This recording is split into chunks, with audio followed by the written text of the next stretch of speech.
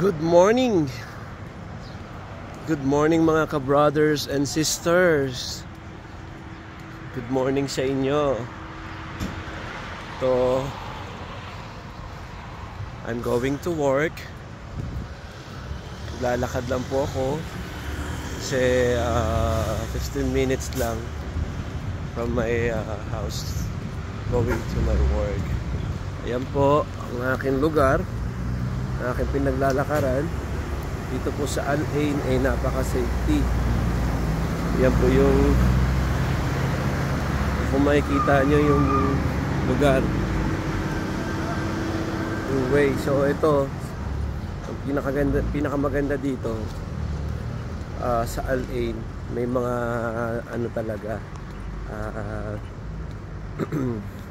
safety area na pwede kang maglakad or mag-jogging. Talagang malawak. Yun lang, dito sa Al-Ain ay napakatahimik. Hindi katulad ng ng Dubai. Dubai napakaraming tao.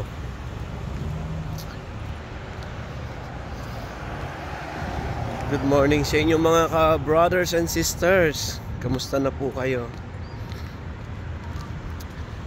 Lagi lang po tayo magdasal and think positive. Mga problema po natin, kung iisipin at iisipin natin sa araw-araw, ay wala po tayong magagawa. Andyan na yung problema. Pero kung atin palaging ipagdasal ang mga problema, mag-isip ng positibo, may chance po mawala ang ating problema at nakakaganda din po sa kalusugan. Kasi ang problema, pag masyado mong iniisip, saan nagkakaroon ka na rin ng depression,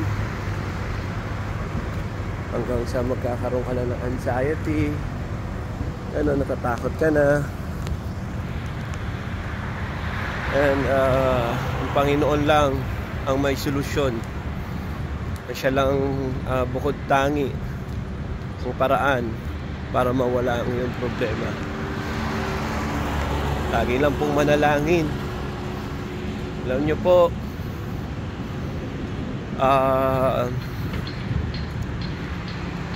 bawat oras, bawat minuto ang Panginoon na nandyan lang, nakagabay lagi sa atin. Alam mo, may mga time din na ang Panginoon din ay sinusubok tayo kung hanggang saan tayo. Kaya palagi lang manalangin. At kung kayo naman din ay may mga galit na tao, kaaway, hallelujah, na alam nyo na kayo ay tama, sila ay mali, pero hindi pa rin tama ang magkimkim ng sama ng loob sa inyong kapwa. Tama ba mga ka-brothers and sisters? Sabi nga ng Panginoon, mahalin mo ang iyong kapwa. Kung may mga galit sa'yo, pagdasal mo. Mas ikaw pa ang mag-adjust. Kung ikaw ang nakakalamang, bigyan mo.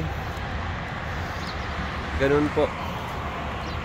Para, alam niyo yung mga ka-brothers and sisters, para gumaan yung pakiramdam nyo pag may mga ganun tayo. Diba? Alam nyo, ako kahit hindi ako mayaman, kahit hindi ako wala akong ganong pera, pero masarap pa rin sa pakiramdam yung wala kang wala kang kaaway, wala kang inggit, yon, wala kang kagalit. Pero masarap sa buhay din yung kahit kokonting bagay na meron ka, pero hindi ka madamot, binibigay mo. Ay, tatawid ako, which is bawal. Yan. Kaya masarap kaya sa pakiramdam yung tipong kapagbigay ka. At sabi nga pinagpapala ang nagbibigay kaysa sa tumatanggap. Amen. Praise the Lord. Anyway, mga ka-brothers and sisters, ito na po ang aking work. Kung nakikita yung building na yan na puti, yan, ito ang aking trabaho, itong hospital. Ito ang pinakasikat na mosque dito sa Al-Ain. Yan ang pinupuntahan ng mga sheikh, mga sheikha, kasi yan daw ang pinaka unang sheikh dyan daw nilibing.